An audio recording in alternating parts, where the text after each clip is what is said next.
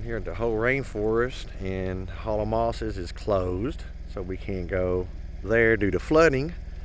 So I guess just about everywhere we go had something closed, but can't control that. But we're just driving around, and hey, second herd of elk we've seen. Saw a big herd yesterday.